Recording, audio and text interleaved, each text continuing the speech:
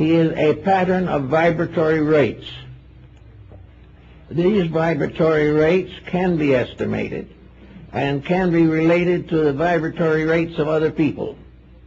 We know that some people have a mutual sympathy, a mutual understanding. It is assumed that this is the base of affections, but it's not always working that way. But the actual fact is that we do have a magnetic field. This magnetic field is in the human body also. The human body has two fields of energy, the positive or electric energy and the negative or sidereal energy of magnetism. It also is true that these two fields in ourselves connect us in one way or another, not only with each other, but with the universe of which we are a part. This universe is affected not by our beliefs in the sense of our intellections, but the compulsions, energies, processes, and functions that arise within us. In the Indian system, the cerebral system is under the rulership of the sun, and the autonomic system of nerves is under the rulership of the moon. And the solar energy coming to the earth is divided. A part of it goes to the moon, and the major part of it comes to the earth. And these energies are working all the time. And these energies correspond with the energy of the human being and his magnetic field. We have about 6 billion people now here with magnetic fields. We also have a vast order of other living things, each one with a magnetic field. We also realize, if we think a little deeply, that the sum of all of this attitude can be communicated. If it is possible for energies to move invisibly, there is no reason why we should doubt certain other facts of life. One of the most important problems, for example, at the present time, is the problem of cosmic and planetary sanitation. We are throwing refuse into space as fast as we can, assuming, of course, that the solar power will purify it and return us nice, fresh atmosphere. But there is a limit to what can be done, just as there is in the planet. There is a limit to the amount of refuse the planet can absorb. And we have now a great deal of a problem to worry about. The problems of preventing the refuse from destroying the living. And we have no way at this time to get rid of our own sewage. We have to put it into the lakes and hope that the sun will purify it.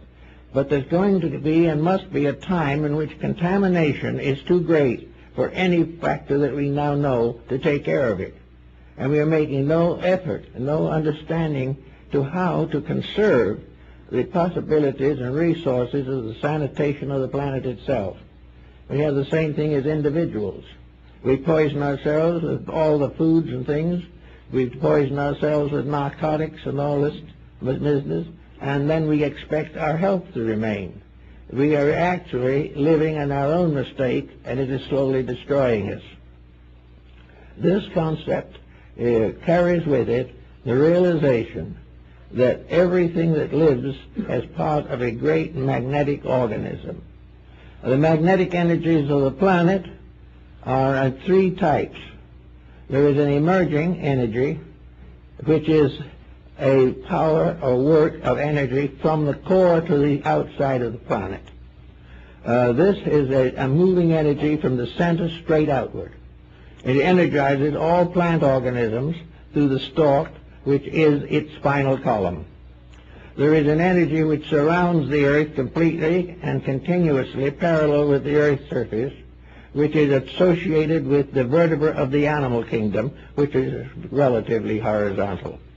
Then there's another energy that comes from outside and higher, that comes down and forms the energy of man, who is an inverted plant with his head in heaven, or the root in above, and the body extending downward. All these different fields have their keynotes, their purposes, and their consequences in the relationships of human life. Now we'll suppose for a moment that the individual, as a neurologist or psychologist can inform you, gets himself all mixed up with his emotions, his attitudes. His emotions are the more important of the two, because emotions do not have to be audited or brought into conscious recognition. We have a serious negative emotional setback, and a little later we have a thrombosis. Now, the heart certainly didn't know anything about it as far as the organ is concerned. The heart was not waiting there to affect us. But the situation of vibration which we set up in our personal activity made this heart attack inevitable. It was simply two forms of energy. The heart has its own magnetic field, which is normal and proper if it is properly cared for. This false fear, or this field of negative pressures striking against the heart's field, resulted in a dislocation or disorder of energies, which led to the thrombosis. Now, the same thing can happen in a planet. The planet itself has its own magnetic field, and in this magnetic field, it stores up all of the various pressures of magnetism. We have a war, and then we have an earthquake. Now, it isn't that the earthquake is consciously caused by something out there, or that the earthquake is the result of a conscious activity of ourselves. The earthquake lies in the background of an attitude which is magnetically unsound. A destructive attitude is a magnetic disorder, and further disorders the magnetic field. Every destructive, every unreasonable, every critical attitude affects the magnetic field. And there are many reports of researchers in this field in which it has been shown beyond doubt that the individual is a field of radiance ever changing with every mood, every thought, every attitude of life. And where these attitudes are good, they strengthen and the individual improves. Where these attitudes are bad, they sicken the person. Where attitudes of this kind by great groups of people go uncorrected, they sicken the Earth's atmosphere. They create the causes of disaster. For this disaster is just a conflict of magnetic fields, in which the normal field, which is right, is afflicted by an abnormal field which is essentially wrong. And if these wrongs are not corrected, they will do the same thing to a planet that they do with an individual. They will ultimately destroy him. This is all about a battle of things unseen. But these things that are unseen and most part unthought of can be and are in all probability the way we are rocking the boat. Now, among attitudes, there are basic ones that produce various chemical and psychochemical consequences. Almost all of what we call the sins represent imbalanced magnetic pressures. They are actually a sick magnetic area. The magnetism is deformed or poisoned in one way or another by an attitude or a mood. The individual poisons himself. A planet poisons itself. The solar system can poison itself if it permits those things which are not right or not true to endure. Now, in the course of time, man has moralized these factors and has given us a series of great religions. These are not founded primarily upon direct revelations of deity. They are founded upon the revelations of experience. We have learned that certain things will produce certain consequences, whether we like it or not. And instead of these consequences being miracles, they are simply chemical situations arising in the magnetism of the earth or of the individual. So we are living in the midst of a world that we can sicken or improve according to our own attitudes. Now, no one person probably is going to be able to make a great change in the world's affairs, but where vast groups of people are united in a similar project, this magnetic project takes large size and pattern. It becomes like an epidemic in the physical world, a mass illness. And an epidemic, in a way, is also a psychological manifestation of the magnetic field of the individual. A panic is a magnetic affliction. It is also true that all mass activities arise, as far as they relate to the individual, in individuals themselves. And through a collective pattern, they become a general or entire situation.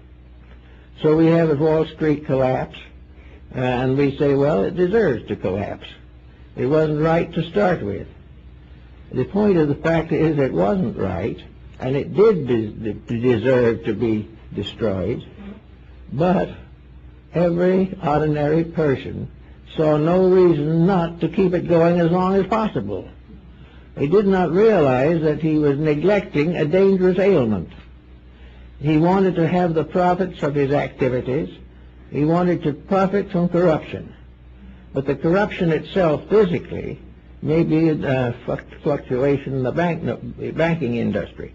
But the real trouble lies in the immorality in the magnetic vibrations. The thing that is wrong basically damages the balance of the energies of the planet, and also destroys the balance in the individual himself as a person. Epidemical diseases nearly all rise from magnetic roots. They represent habits, attitudes, beliefs, processes that are set up by vibration.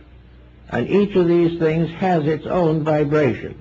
And sick vibrations attack healthy ones.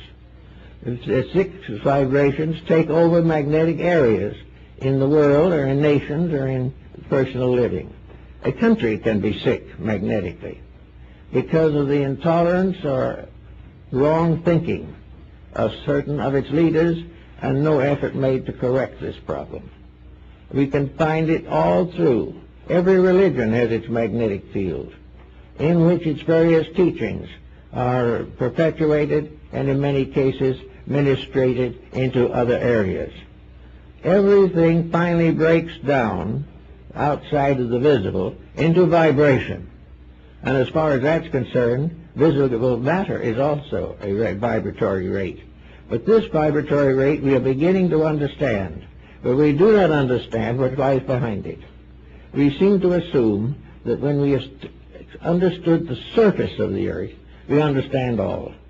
If we are able to magnify a certain bacteria large enough, we have solved a problem. We have solved nothing, because we cannot solve any problem arising from disturbances in the magnetic field unless we correct the disturbance itself, which we have to do by certain disciplines or certain general reorganizations of life. When Apollonius of Tyana, one of the most celebrated of the early thaumaturgists, went into India in about the 1st century A.D., he went to the headwaters of the Ganges and Jumna rivers, and there he found these ascetics. The first records we have of the ascetic life, we've come from his records and the records of those with whom he worked. He found a group of people in the headwaters of these rivers who had dedicated themselves completely and absolutely to the development of the inner faculties by means of which the extrasensory perception bands could be reached. They were perfectly dedicated, and among the first things they had to do was to get out of their own magnetic field all corruption that would bind them to the mortal and material pattern of life. They had to renounce everything that bound them to matter, or in matter they would live and die. Now, this does not mean that they achieved immortality, but it does mean that they gradually developed a greater resistance to error and gradually developed sensory perceptions for the testing of extrasensory phenomena. And many of them were very accurate and wise in these matters. But they had to be disciplined into finding a way of releasing something of the better rates of vibration.